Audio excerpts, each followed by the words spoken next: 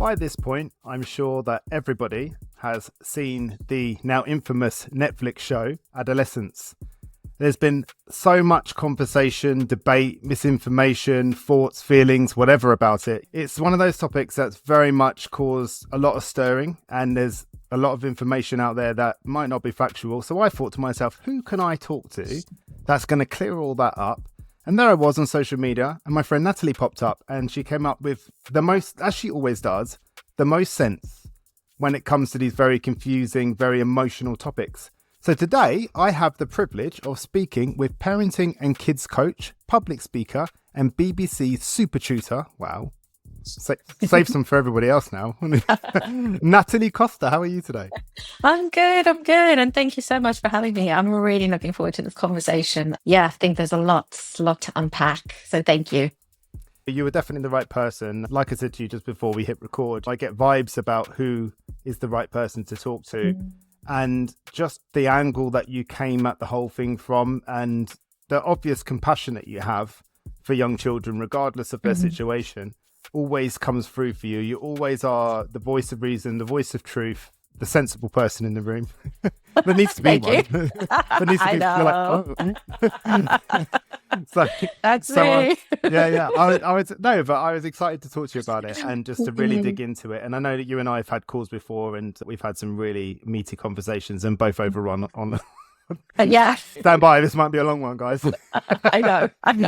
So let's start right at the beginning. How did you become Natalie Costa? I was, in terms of work, I never really knew what I wanted to do after school. I was a typical good girl, like a straight A student, work really hard, but I never really knew what I wanted to do after school. My parents, like old school traditional, have to go to university.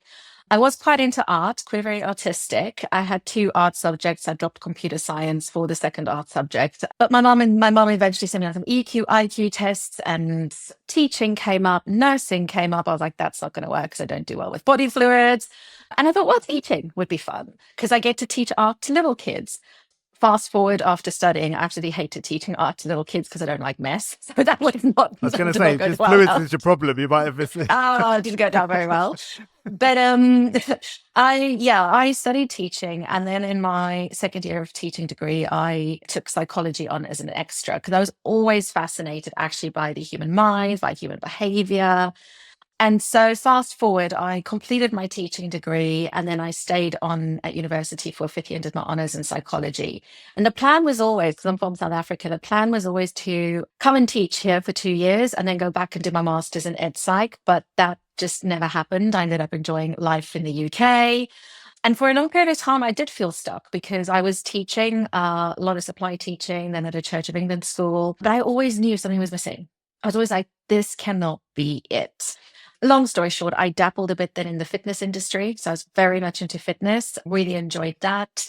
But I was still teaching full time. So I was still a year 1 teacher. And then in the evenings, I'd go and teach Fight Club and spinning. But again, I was like, this is fun, but there's something else. Like you talk about vibes, and I'm very much about my instinct and my gut instinct. And I always again felt like this is not it. And then the school I was with sent me on a coaching course thinking it was a taster for PE coaching, like a PE coaching thing. But it was actually a taster to life coaching. And so that got me on the coaching personal performance path. And I then decided to qualify as a personal performance coach, still teaching all through all of this, year 1, year 2, year 3 teacher. And it was actually off the back of one of my coaching days. It was a stress coaching CPD day, understanding stress in the brain in more detail. And that Monday, I was at school teaching year 6s about science. And one little boy was incredibly stressed about his 11 plus exams and the school interview process and things that he had to do. And I just thought to myself, like, why are we not teaching kids about their thoughts, about their mindset, and all of the self-doubt that I was having throughout that whole period of who am I to run my own business? What am I going to do? Like, I'm not good enough for anything. I used to have this belief of I'm just a year 1 teacher. And what I meant by that is I'm very good at breaking things down and making things simple and talking child speak, but I can't do anything in the big adult world. That's literally what I felt like. So having that conversation with this particular boy just made me think, but we're missing something. And so that led me on this journey to create Power Thoughts. So I'm the founder of Power Thoughts, which is a coaching and educational program that helps children learn, not to believe every thought they think, to not react to everything they feel, teaching them about stress in the brain, about their inner critic, how to reframe their relationships with making mistakes, basically all the stuff I wish I'd learned as a child. And I eventually took the plunge, I think in about 2017, started Power Thoughts. But then through this process, I then realized it's not just the kids that need the help, it's the parents, it's the adults, because we as adults have never been taught how to regulate our emotions, how to feel our feelings, and how not to believe every thought that we're thinking. And so the work that I do today is very much about, it's actually helping the parents raise themselves as they raise in their children. But so much of this, I probably missed out a very important part of it. This all came from really empathizing with that boy in year 6, because growing up, I was a very anxious little girl.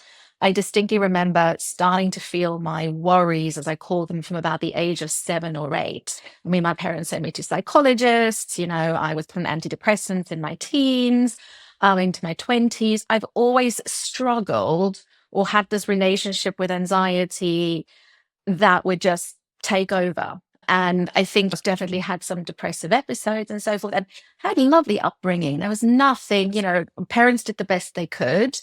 But I just think it's not like I had a overly traumatic event happen. But the anxiety has always been a friend or a shadow, whatever you want to call it. She's always there. And for me, one of the big, big driving factors why I wanted to do this work is so that I could help children learn. Like I said, you don't have to believe all those thoughts. If I had known at that young age as well, and in my teens, that there were things I could do to not believe all the stuff you say to yourself. And my parents had the tools apart from say, don't worry, because we all, they meant the best, but they didn't have the tools and they felt helpless. So I guess that's who Natalie Costa is. And I think she's a lot braver than I give her credit for. I think she's got a lot more resilience than I give her credit for. It's funny, something popped up on my stories today and it was a selfie I'd taken 7 years ago after teaching my first cohort of Power Thoughts. And I was like, wow, like time's gone on. Like, look at that. Like, I was still in between, teaching and running my own business. And you sometimes forget that we're actually a lot more resilient than what we give ourselves credit for. Do you know, I often think that a sign of greatness is self-doubt. When you see that self-doubt in somebody, to me, it usually means that they know how good they are, in the sense, not as in like in an egotistical way, but something deep inside them knows that they're going to make a big impact. That's quite scary. It feels like quite a lot of responsibility, I think.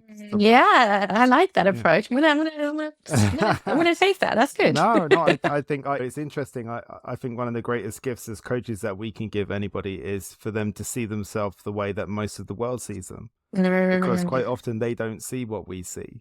We're sitting there having these conversations with, I don't know, well, I've certainly had conversations with people who I would consider to be very successful, and I'm sat there listening to them going, have I got the right person? Like, don't you own a multi-million-pound company? It's like, what's happening?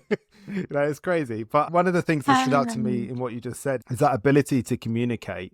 And I think quite a lot of the time when someone takes a teaching role, and I've certainly had those teachers in my life, both at school and at university, where they feel it's their job to show me how smart they are. And instead of trying to find a way to communicate that wisdom, whether you call it dumbing it down or whatever word you want to use, which some people do say that, don't they? But I don't think that's really the right language, but I know people do say that. But finding a way to get someone to understand, because everybody's capable of that. And I think that what you're saying in a sense is that you have this way of communicating with people. And I think that your passion met your purpose, and that was it for you. Because what I see is incredible, and I get excited about what's possible for people. But also what I hear is that you've had some experiences that are always going to flavor your approach to life. I believe that when education meets experience, it creates wisdom, which leads me on to my next question, which is brutally, where are we, 10 minutes in? It's like the biggest life question ever, but I think we should get to it. What's the most challenging and emotionally painful thing you've experienced in your life, and what did you learn from it? So it's a really good one. And I saw that, when you sent through questions, I was like, oh, this one's interesting. Because I'll be honest, I, so far, touch wood, still have the health of all my loved ones, my dear close loved ones. And I grew up privileged and had a lot of things accessible to me. So in a way, and I know what you're going to say, sort of, I know it's all relative. In a way, what I'm about to say doesn't feel that like that. I'm aware there's a lot of really difficult challenges, but I think for me, and I've touched on it, is anxiety, worry, depression that would be around, like, and I probably don't talk about it a lot, and it's something that I do want to start sharing more, because I think I'm so into, I want to just help people, but actually let me tell my story. And I probably started this about, like I said, when I was about 7 or 8. I'll never forget it. I still don't know. I mean, the brain's amazing. I'm not saying anything happened, nothing happened, but I just remember starting to feel very, what I would now call anxious. Never had the words for it then. And it's always been there. And I think it actually, just a couple of years ago, I called it the year of the cloud, 2023. And probably on the surface, you wouldn't, because I'm still showing up for business, but I drastically started to notice a deterioration in terms of the anxiety, in terms of, I literally would wake up every single morning with this intense feeling of dread and doom on my chest. Like, like, and this is so like I've upset, like I'm going to get into trouble. It said, like, what is something bad's going to happen? What bad? And nothing in my life. Everything is fine. Everybody's healthy. And I just could not. I mean, in this world that I'm in, understanding the mind, understanding the body, I've been for therapy, all of that. I'm like, what is this? Like, rationally, I know there is nothing there, but my body is on a different level. I've never had panic attacks, but I can only class them as what I call anxiety attacks. My heart is racing, and I'll be sitting having a coaching client call, and my heart's racing, and the thoughts are going, and I'm just,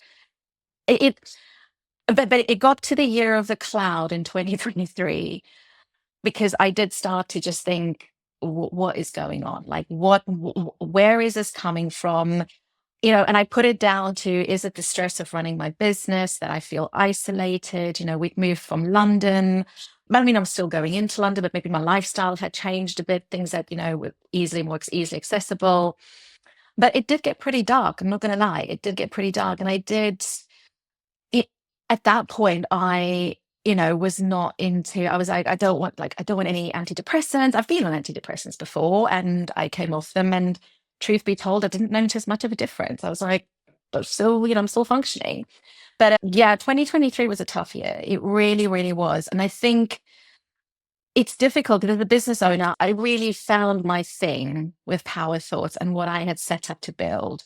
But I think what had also happened is I was putting so much of me into the business. I'm like, who is Natalie apart from this? Like, yes, she's got these big dreams and these goals, but she's not just Power Thoughts, for goodness sake, like, who else is she? And I couldn't really answer that. And I think I'd also at that point felt a bit like I'd outgrown it a little bit. And I was like, but what do I do now? And I think just mental health as a business owner as well. I don't think we talk about that enough. And the consistent navigating the uncertainty, and the consistent showing up when you don't want to show up. And I think running your own business, and I'd say having children, I don't have children, but I can imagine it's very much the same, in terms of, you are always going to be shown where you need to grow. Your kids are always going to show you where you need to grow. And I feel within business, a lot of that is reflected as well. And that was probably a really tough year. I mean, in the end, I did decide to go back on medication, and I was like, why have we not done this earlier?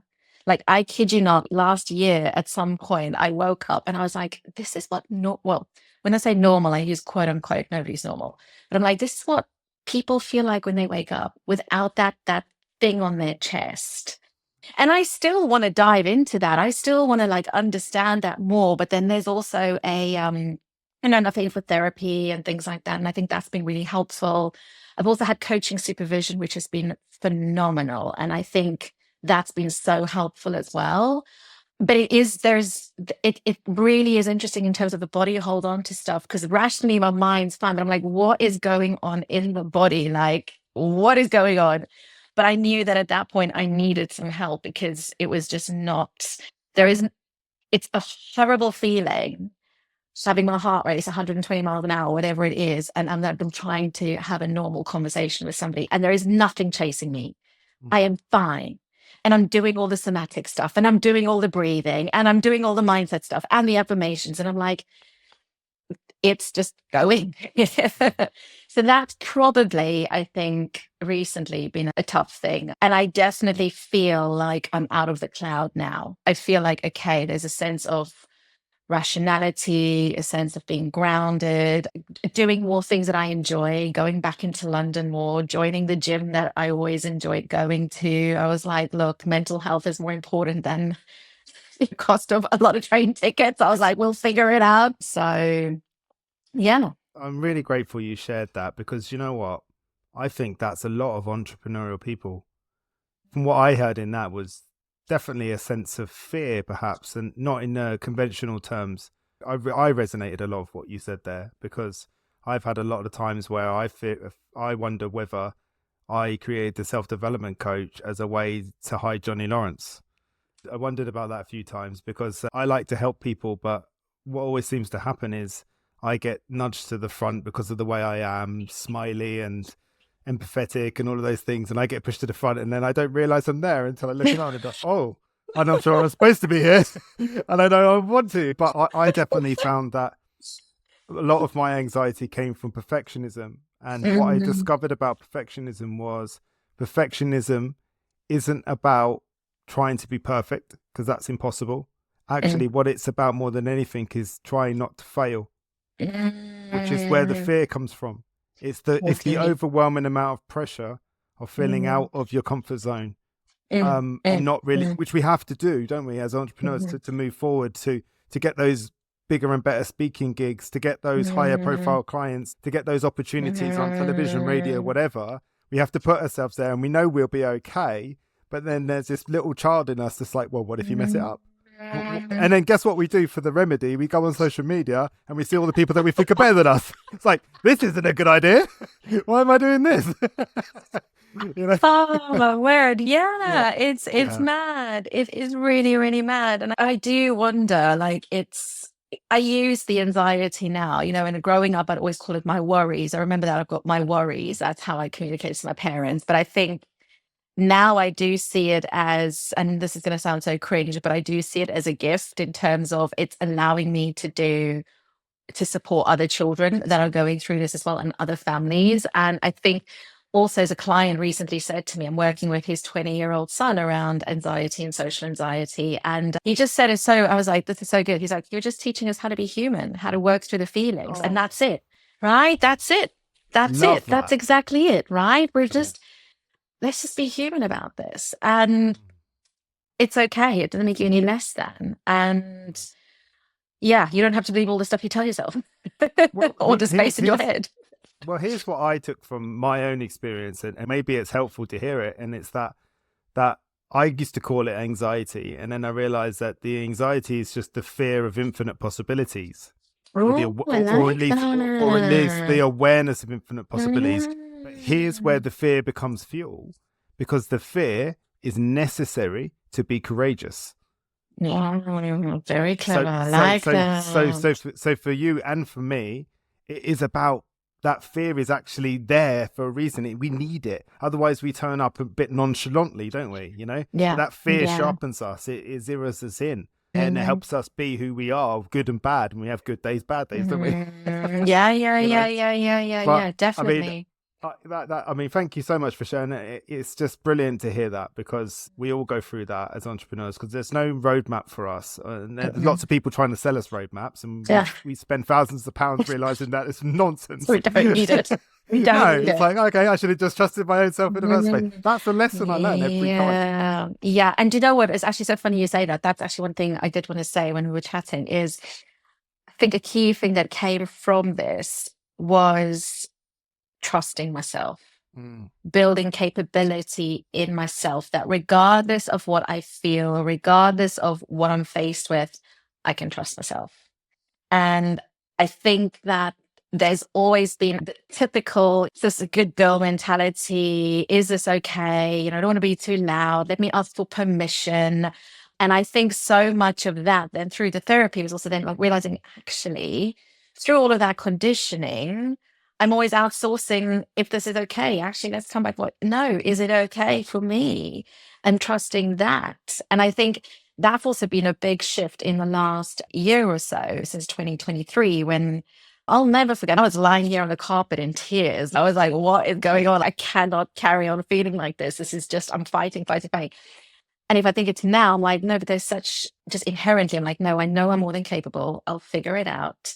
But it took a process to get there. It was also a decision. It was like, no, come on, like You're up to glowing here, on no social more. right now. You really Oh, are. thank you. Like, I always see your posts, and I just feel like you really hit your stride. I really feel like you, and I do. I agree with you completely. I think it's about you just allowing yourself to be you, allowing yourself to show up for yourself the way you keep showing up for other people. Yeah, no, that's true. You do that well for others, don't you? It's just we gotta learn to do it for ourselves. Exactly. It's all So right. is We'll that hold what each other you is that accountable. what you took from it? Is that what you learned from it? Was it? Definitely. I think definitely I had to go through that. And I think I also went through a phase of, like I said, okay, this, do you know what else it was? It was a thing of, this is not, I mean, the anxiety, it's like I said, it's whatever she is, she's a friend, she's a chat, she's there. Like, I'm not going to get rid of her because she's always there, Sometimes she's a bit louder, sometimes she's not. Like, we're all right. But it's at that point as well, one of the other things was I poured so much into my business. And I literally did, I remember for a long period in 2023, feeling like, but is this it? That same feeling I had when I was in teaching. And appreciate it's not all, because the online world can make us think it's sunshine, rainbows, and unicorns, and it's appreciate that. But I was also like, I don't think I want to do it like this anymore. But then what do I do? And I felt I've poured everything into this. And I'm now like turning 40. And what am I doing with my life? And like, what I mean? I was like, I think I'm unemployable. What am I going to do? I was like, it was just, oh my God. I mean, it's such a first world problem as well. Like totally. No, don't downplay it. I get it. I get it. I I totally know. get it. Because I really am passionate about helping people. But I was just like, this is not it. But coming through that towards the end of last year, I really started to exactly that, trust my voice. Okay, what is it that I'm here to do? I'm still here to support children, but it's so much bigger than power thoughts. It's about raising a generation of connected humans. And that means it's not just me in the game. That means it's everyone else, because that's one big thing to ask just me to do. That's not going to happen. But that's like I mean, I've got my brand, mission, vision, purpose here. I've gone through a rebrand. I've gone through in terms of who is Natalie as a business as such. I mean, there's separate Natalie, but as a business, as a brand, the work that I do, what is that? And what's the big vision of that? And I got really emotional when I went through this process. Yeah. And I mean, a shout out to my friend and coach. I invested in her, Artie Palmer. She's brilliant at helping service-based people get to the core of what they do. But she is amazing. She is. Yeah, I've not had the pleasure of meeting her, but I love her work. She's amazing. And in terms of my brand values, which was like, but that's me. And actually, we are now here on this bigger vision. And so that probably is what you're also starting to see through the work, because I can really feel it from the inside out. But I needed to go through that, I suppose, metamorphosis to come out at this point. Isn't it funny how terrified it is when somebody asks you who you are and they're all stuttering and bluttering goes and you're like, I don't know. It's like quite funny, really. Tell me who I am. I don't know who I am. Tell me who I am. I don't know. Like, what do you think? Yeah, that is funny. Yeah. Well, so yeah, got to say for that. I appreciate you sharing that, and I think there's a lot of certainly entrepreneurs are going to get a lot of value from that, knowing that is a very normal thing, because it is. And we would be the first to say that to somebody if they were telling that to us as clients. It's that ability to trust ourselves and to show up for ourselves the same way we do for other people, which is a practice, isn't it? Yeah. 100%. So in the plainest language that you can say, what's going on with boys in 2025? What's happening?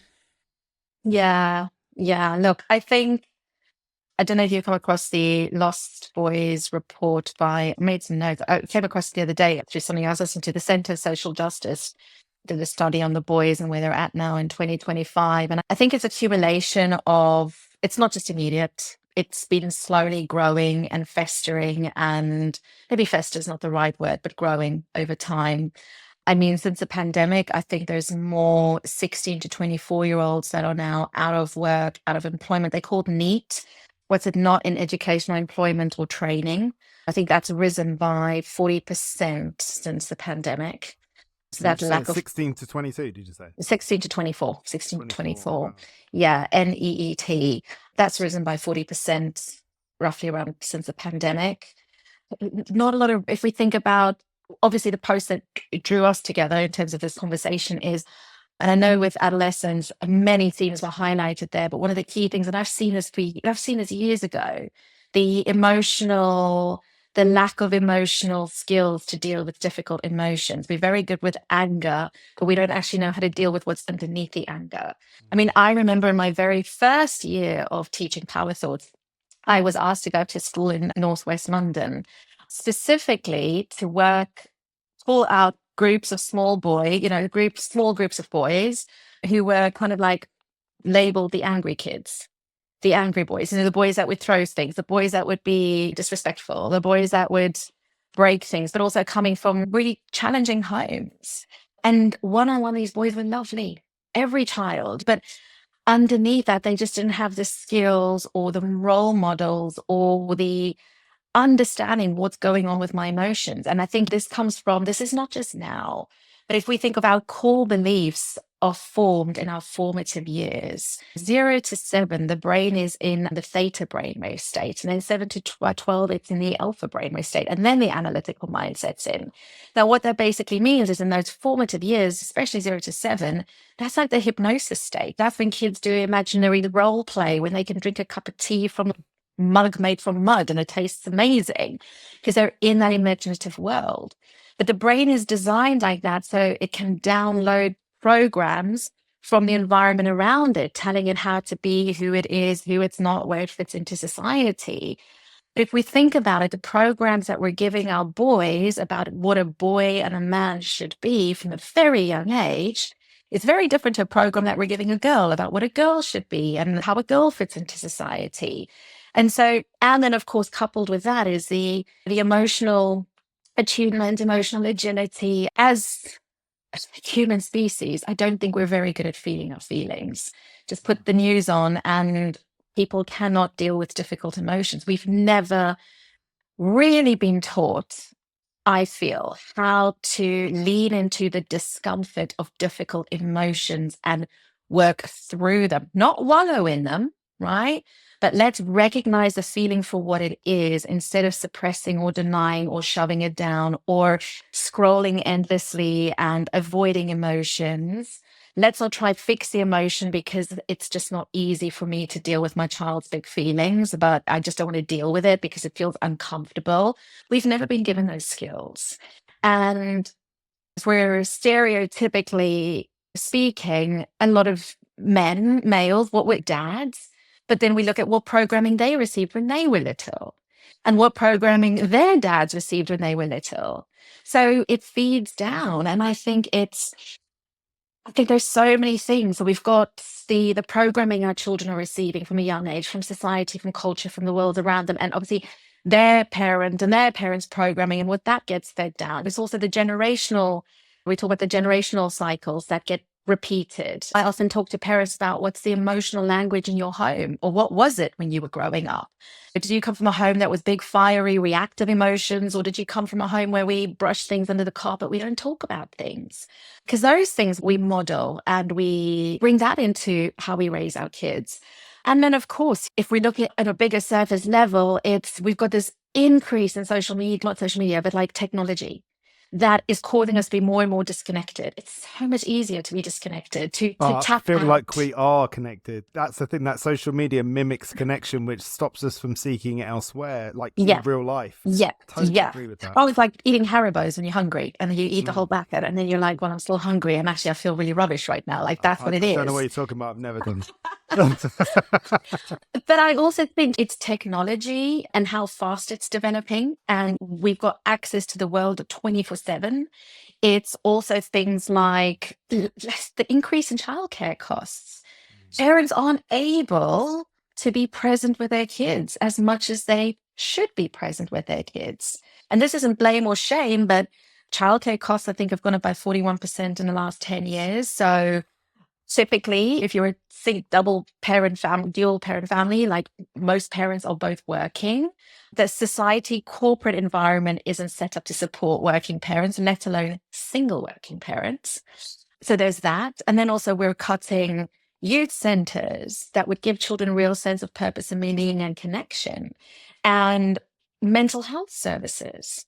That's consistently being cut. I mean, a lot of these things, if we fundamentally look at this, and I'm not saying this is the only thing in adolescence, so do not quote me on this. There's a lot of factors in adolescence. But one of the fundamental things with that young boy is that he didn't feel secure within himself, lovable as he was, just as he was. And those feelings of security, of I am enough, and I'm sure you see this with your coaching clients, if we really unpeel the onion layer, what's the belief driving us there? I'm not enough. I don't belong. I'm not worthy. Those are the core beliefs. And as much as his parents loved him and he came from a good, loving home, there is so much that is such a wider conversation. It's not just on the parents, it's on the government, the policies, the tech companies, what our kids get access to, and how quickly they could shut it down if they really wanted to. And support, like I said, mental health support, where the work that I do is obviously for me, these are everyday practices that you do, just like you go to the gym. Emotional fitness is the same thing. It's how we work through our emotions, how we work through difficult feelings, how we work through failure. It's all a part of life. It's how to be human. But if those services and support isn't there at the beginning, then it makes these things so much harder when we're in those crisis modes. And I think I was listening to another podcast with Stephen Bartlett, and there were two experts debating some of these topics, but also then talking about the gender pay gap and also the shift that's taking place in the workforce with women. And there's a lot. There's a lot. And I think also a lack of male role models where it's really needed, where in education, in therapy, in coaching, and so many of these things are being taken away from our kids. I mean, if youth centers are taken away, Boy Scouts, Girl Scouts, I'm not quite sure, where that is. I heard I didn't do that research, but where are those groups? Where are those groups? Yeah, you're so right. For me, it's as a case study, that moment, I think it's in episode 3, where the child discusses his experience of playing football, and he mentions him not doing very well, and then him looking to his dad, and his dad just looked away. And interestingly enough, the dad had told a similar story, right, earlier on. So you saw from both perspectives. But for me, the way I read into that was that he's a child. He doesn't have any knowledge or context of the world. He doesn't know how the world works. The world's continuously a scary place until we look to our parents for what should I do now? And in that moment, he was experiencing probably a very significant amount of disappointment, which is really quite a hard emotion, whether you're a child or an adult. And in that moment, it could have been the job of the father to say, listen, it's okay, son. You're disappointed. You're allowed to be disappointed. First of all, the permission to have the emotion. Yeah. And then secondly, to go, and there's nothing to be done here. We're just disappointed. We can stop doing this. We can try a bit harder. We can learn this. We can look at it differently, whatever it is. But instead, the child was left to his own devices. And guess what a young child with no knowledge is most likely going to do? Is going to turn that disappointment into, I'm not good enough. I'm a failure. I'm worthless. And then if you repeat that pattern enough times, surely that then becomes a belief system, right? It does. Yeah, it really does. I mean, those are the core beliefs that are formed in these formative years. And compassion for the father, I will say this, because most likely he doesn't know how. he doesn't know how, and most likely he's probably experienced something very similar we're hypothetically speaking now, but Yeah, of course. probably experienced similar things when he was growing up about what he learned it meant to be a boy, a tough boy, and tough boys don't cry, and tough boys are good at football, and Swallow that disappointment, lad. swallow the disappointment, Yeah. right? And I think it's our children, and I don't want to put any parent on fear here because like, oh my God, what have I done with the child? Absolutely not. Absolutely not. But they will make meaning about events. They will perceive that to mean something. And I think in terms of, because I do a lot of work with parents, helping them work with their child's subconscious mind when they're asleep. And actually, we look at rewiring the thinking patterns and the belief systems at this space in that theta brainwave state. But it really is about imprinting or rewiring those beliefs of you are lovable. Now, I know I love you, right? And your child will hear you say, I love you all the time. But do they completely know and feel that they are lovable just as they are? Now, this doesn't mean you've got to show you love your kids unconditionally, but we're not going to show unconditional love all the time because we're human, right? If I try fix or I'm like, don't feel like this, why try cheerlead you? Well done for doing this. But then the child develops the belief of I've got to perform X, Y, and Z in order to be lovable. The world's going to show them that they're not lovable as well because we don't fit into all the boxes that the world puts out for us. But I think it's that deep. It's in these moments, especially, and reminding our children, hey, do you know what? No matter what, I know I don't say this enough, but no matter what you do, you will always, always be lovable. No matter what you do, you are always enough just as you are, whether you like football or not football, or, those are the messages. And even if we are disappointed that our child is playing football, or instead of we want her to do ballet, or he's doing whatever it is and he's not playing football, that they are lovable and accepted just as they are.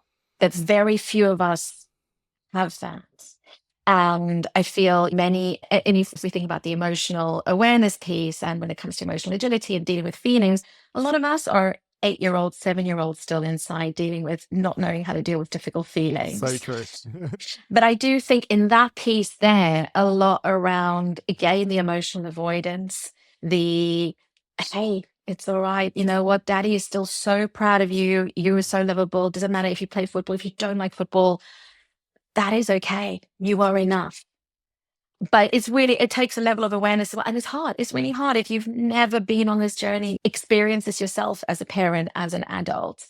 And this is where dad feels uncomfortable. And so we resort to the similar patterns of behavior. That's easy versus let's lean into the discomfort.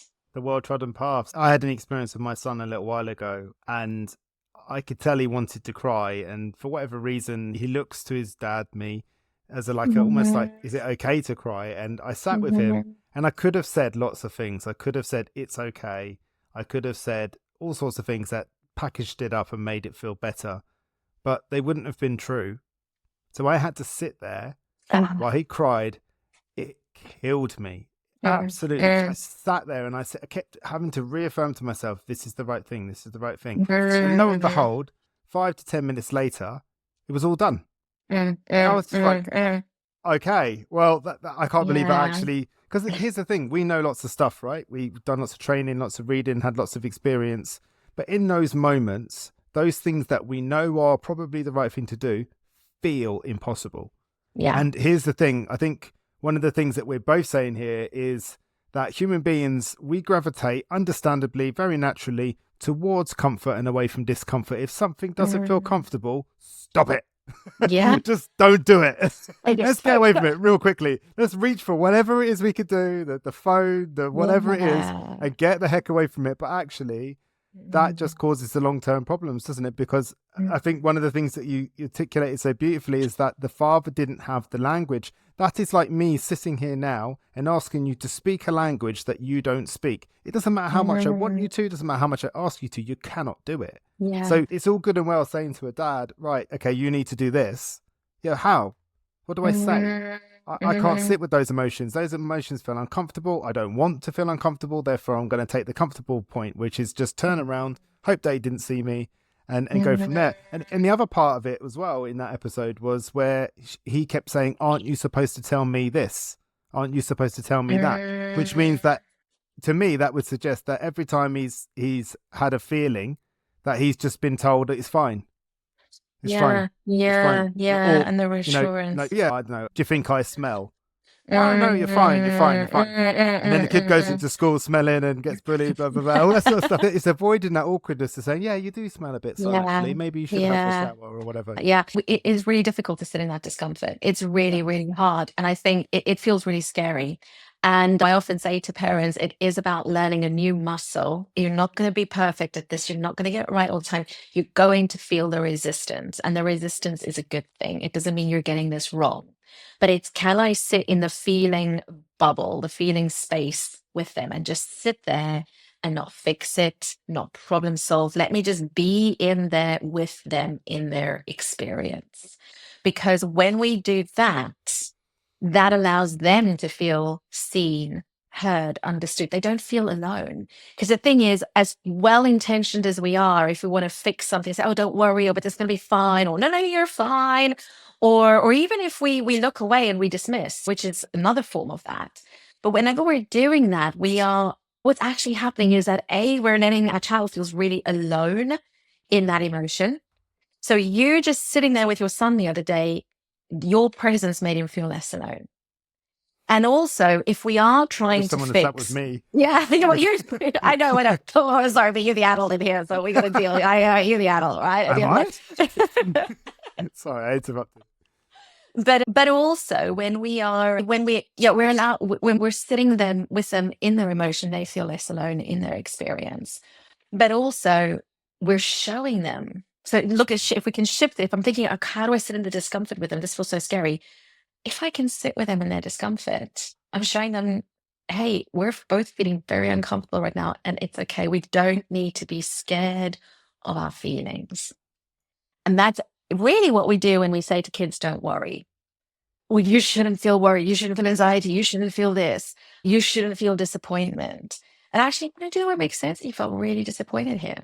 Do you know, I love that you just said that, because that's true. We can say whatever we want as parents, is what we show them that they pick up on. So by saying it's okay when it isn't, or it will be okay when you're not sure, sitting with them in that discomfort shows, see, I'm showing you right here that it's okay to sit in that discomfort for a little while. It's okay to validate that emotion that you are experiencing, of disappointment, of rejection, or whatever it is that you're experiencing. It's okay to have that. I'll sit with you. You can cry. You can do whatever you want. But then eventually that emotion will dissipate and we'll be able to move forward. Yeah. And it's that's brilliant. That's brilliant that you said that. And there is, I forget her name, but she's got a brilliant TED talk out called My Stroke of Insight. Oh, I forgot her name. But through her work, so she actually suffered from a stroke in one of the hemispheres of the brain. And she delivers this TED talk talking about obviously what happened and then the research they did afterwards. But they found that you physically feel the emotion only for 90 seconds. Oh, Dr. Jill Bolt Taylor. There we go. Yes. Yeah. But the reason we continue to feel it is because of the thoughts we attach to that. Right. And I think these thoughts that we have, the beliefs that we have are so embedded, so quick, so fast. We don't even question some of the thoughts that we have. And if we're thinking about things like anger, it's a lot. Sometimes, anger hides a lot of emotions. Anger often hides fear and hides insecurity. And Jamie in that story was being bullied and actually said there's a lot of fear there. There's a lot of isolation and insecurity there. And I think that is what I say, like, that's the feeling we've got to sit with. And also recognize that feeling might come up within yourself as well. And it's okay. One of the things that I often get families to do, and I often encourage adults to do this as well, is like, let me just sit with that disappointment. Okay, where do I feel the disappointment in my body? Like, is it in my chest? Is it my heart, my stomach? What color is it? Let me give it a color. What does it look like? So with my anxiety, it's a lump of bloody clay. It's a gray lump of clay, and it's heavy and it's cold. And then I do this with kids, and it always is fascinating what kids come up with. And this, by the way, is also a really great way to, if you don't know how to sit with your child and they're feeling, ask them these questions. Like, do you know what? Hey, this is a tough feeling right now. I'm feeling it too. Tell me, where do you feel it in your body? What color is it? What shape is it? Is it heavy? Is it light? Kids will always say, I've worked with thousands of kids. I've not had one child say an uncomfortable emotion is light. They'll always say it's heavy. And then asking the person, what does this feeling need right now? Does Mm. it need a hug? Does it need a cuddle? Does it need some space to just sit here? Or what's it trying to tell you? Phew, And in doing that, that's how you can start to lean into the emotion if you don't know where to go. Let's just get curious about the feeling. And actually, when we're doing that, I'm now allowing the feeling to be here. And I kind of always think like, like with when you walk into a room and there's maybe like it's a dark room and there's shadows and the shadows seem really scary. But the minute you put on the light, you're like, oh, it's the bedside cupboard that looks a funny shape, That's what we're doing here with the feeling. We're shining a light on it. And actually, it just is one starting point where we're normalizing it. It's a way to work through it. And I'm also showing my child it's safe to have this. And I'm not scared of your feelings. And this doesn't feel great. Do you know what? Right now, I don't have the answer. If we're thinking about grief or if someone's passed, we're probably going to feel that for a while. Okay, and here comes the wave. Let's sit with it. Let's sit. But it's a real practice. And I think going back to our boys, I think not a lot of this is modeled or taught or allowed. We've got more grace for girls, obviously, with feelings, and girls more encouraged to talk with their feelings. And I think obviously brain development, there are changes there as well. And this is just one of the aspects. I think there are many things with our boys, but learning to feel safe feeling my feelings is not something that I feel we've really been able to provide with for our boys, other than anger. I love, love, love what you just said there about shining a light on our feelings, because I think here's what possibly happens a lot of the time is either we catastrophize an emotion, which means we're leaning into that anxiety and we're starting to spiral with what if could happen. And if this happens, that happens, before you know it, something really horrible's happened when actually nothing's happened. Or, like you said before, the emotional avoidance, where we just pretend the feeling's not there when it is.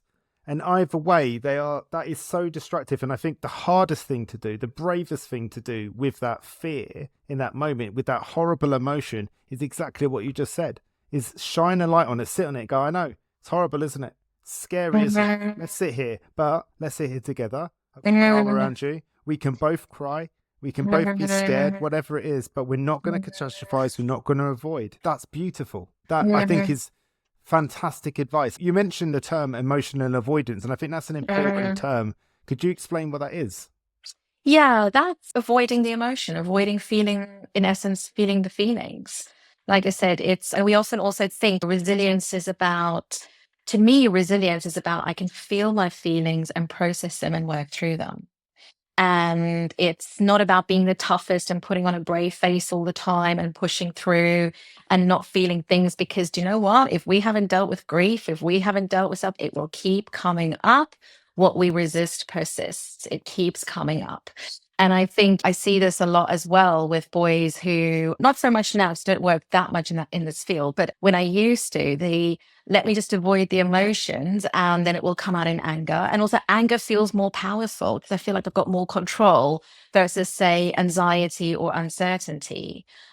And I think if I endlessly always avoid these emotions, I'm only pressing them down, and they're going to leak out in another way, in another opportunity that comes up. And I think it's, yes, is it why do we avoid them? Because of the stories that we receive from a young age about the classic thing of big boys don't cry, man up, suck it up, that kind of language, or boys don't talk about feelings. I think one of the things that really struck me from this series is how, I'm terrible with names, but Ashley Walters, I can't remember who he was, the detective, asked Jamie's friend at school, I think, was at school, did Jamie ever talk to you about how he was feeling? And the boy brushed it off. He's like, no, we just don't do that. And there was another instance as well where that similar conversation came up. And I was just like, yeah, we don't hold space or make it safe to just be human, because I'm going to be this big tough boy. And it obviously is all amplified because obviously he was being bullied online and things like that by a girl and all of those stories. But I think the emotional avoidance is not having the skills or not being brave enough to lean into those difficult emotions and being very clear. We're not about wallowing in them. It's not about staying in them, but it's recognizing ultimately I can feel the feeling, but I don't need to become the feeling. They come and they go. They come and they go. They come and they go. To me, Yeah. that's why he did what he did. I won't spoil it for those that haven't seen it, But the reason why he did what he did was it wasn't necessarily about that altercation. It was just that altercation potentially came at the end of many. Many. It's that holding over the end of the spout until trying to hold the water back, and it gets more and more powerful until one day you can't. And all obviously a big part around not being able to know how to hold these emotions. These emotions feel so big, so terrifying, so difficult, especially for children. If you think of the brain development, their emotional brain, we know, is far more advanced than the logical, rational, reasoning mind. The part that will be able to tolerate difficult emotions, the part that can tolerate frustration. So that their impulsive mind, the big emotions, that's much more in tune. And I think when kids, always say to parents, whenever our kids are feeling these big feelings, the worse they're behaving, the more they're actually trying to tell us how much they're struggling. But it's really hard being on the receiving end of that. It's really hard to hard witness. It's hard to witness, and all your stuff comes up. It's hard to witness, but it's also, okay, in this picture, I'm still the adult in the room with a fully developed brain. My child is not. I know we question that sometimes, but I never signed up for adult. Oh, you and me both, don't worry. I'm still looking for the return to address. So I suppose the sort of really important thing here is, if you could offer every parent only one piece of advice on this, what would it be? Be brave enough to lean into the uncomfortable emotions. I think don't see the struggle as that you're failing or you're doing something wrong. I think have a lot of compassion for yourself. If that feels too difficult with your kids, can you start to sit with some of your own discomfort? And obviously in a safe way. We don't have to go to the big traumatic events, but if there are things that have really upset you or frustrated you, allow yourself, just let me lean into that. What was it about that email request that really annoyed me? And encourage yourself to look what was underneath the anger. Let's start to get curious about what's actually going on underneath that insecurity, the feeling alone. And let me just sit with that. And let me use those questions, like I've said, give it a color, give it a shape, just notice where you feel in the body. And even that in itself, it allows the emotion to come. And then also, what does it need? Do I need space? Do I need time? Do I need help? Is it that actually I need to let something go? I need to ask for help. What is that? And I think, where can you start to model this to your children? And I think ultimately as well, what I would say as well is, tell your kids, yes, you love them, but also let them know you are so lovable. I don't say this enough, and I'm going to say it more, but you are so, so, so, so, so lovable.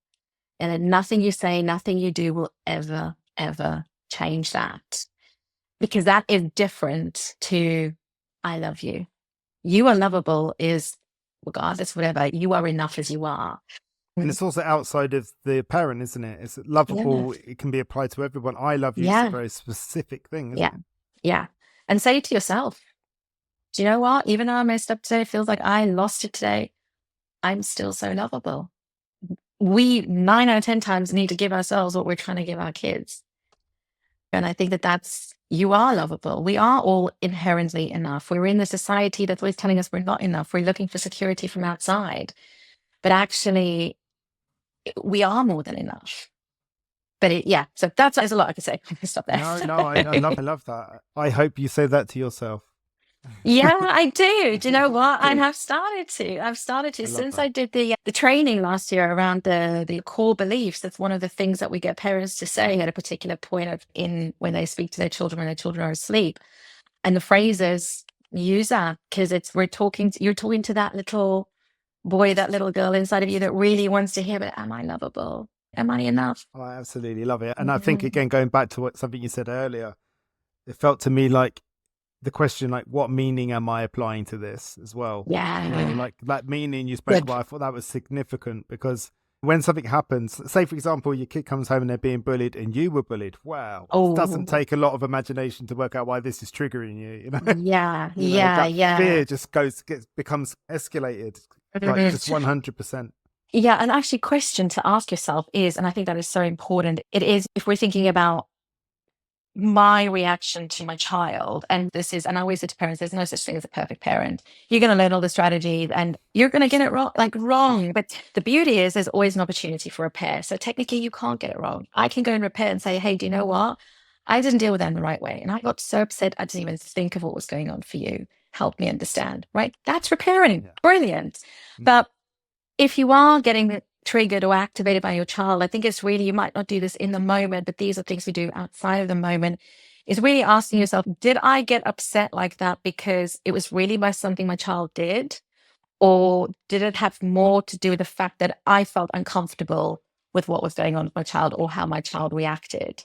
And I think Philippa Perry talks a lot about this in her work around if our child is triggering us at some whatever they're doing, 9 out of 10 times, it's probably because we had an unmet need similar to what our child is struggling with right now at their age, consciously or subconsciously. We don't always remember it, but consciously or subconsciously, I often get this with parents of children back chats. Like, how dare they talk to me like this? I was never allowed to talk to my parents. There we go. And as a little girl, did you not just want people to hear you? Right? But it is taking time out. What meaning am I attaching to this? And I think it's a powerful question, definitely. Yeah, man, I could talk to you for hours I and know. hours and hours, but we haven't got that hours and hours. It's so important, and I love that sort of advice you pass along there, because this is a difficult topic, and I think as a parent, I've learned more from the things I've got wrong, and gone back and course corrected because I felt bad about it. And I think it's and what comes into that as well is compassion for yourself. Yeah. And like, hey, look, there's no manual or rule book or guide. And we're trying to do things. Most likely people come to me because they want to do things in a different way. And so they're trying to break old patterns. And that's hard. That takes courage. That takes bravery. And it takes a lot of uncomfortability. I don't know if that's a word, but we're going to use it. Listen, it could be your word. It's my word. I remember once, quick story, me and my wife were in out of hours because your child will only get seriously on a Friday when all the doctors. Of course. That's just the way it works. Of course, yeah. And we were sat in out of hours with a very high temperatured baby crying and whatnot. And obviously, as soon as we got into out of hours, he perked up and started playing in the little play center over in the corner. We were like, of course, yeah. And we were sat there stressed out. My wife was upset and distressed and tired and all of those things, as was I. And this older woman, she obviously was there with her daughter who was there with her child. And she looked and she said, a piece of advice. I was like, please. Not now. She said, you might have read all of the parenting books, but the child hasn't. And I was like, thank you for that. And I was just like, it's true, because we sit there going, oh, we need to do this, we need to do that according to the book. The child's like, oh, let's try that, shall we, Mum? Let's try that, shall we, Dad? I have different plans, but let's just do it your way. That is smart. That's good advice, good. Very good. Game-changing advice. Very good advice. So, last thing, is there anything you'd like to direct people to, and where can people find you? Because I'm sure people are going to want to get more and more of you. And is there anything you're doing that you want people to look at? So at the moment, people can find me on Instagram. That's at Power Thoughts, N for Natalie, C for Costa, NC. Website at the moment, it will be changing, but in a couple of months' time. But at the moment, it's powerthoughts.co.uk. I've just opened up some spaces for my one-to-one coaching, it's called Moving Beyond Behavior Program. So it's a combination of obviously helping take parents through the practical day-to-day challenges, boundaries, bedtimes, morning transitions, trying to stay calm when we've got children caught up in power struggles. But then I also teach them the Golding method, is what I mentioned today. It's a science-backed method that helps parents work with their child's subconscious mind when they're asleep. It takes you 3 minutes a night to do, but we work together for 12 to 14 weeks, really working with a part of the brain that's driving so much of these bigger emotions like the anger and the anxiety. This has been the missing puzzle piece to my work, undoubtedly. All the conscious tools, but this hits at a different level.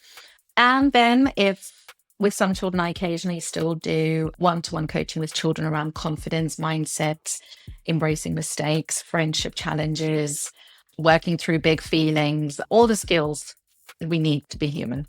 So you can find me on there. You are absolutely fabulous. I've really appreciated your time today, all of your wisdom, and I just know so many people are going to get a lot from this conversation. So thank you so much for your time today. Thank you. I've loved it. Thanks for the chat. Really enjoyed it. Thank you. So for those listening, I'll see you next week for another episode of the Johnny and Lawrence podcast. Take care and look after each other.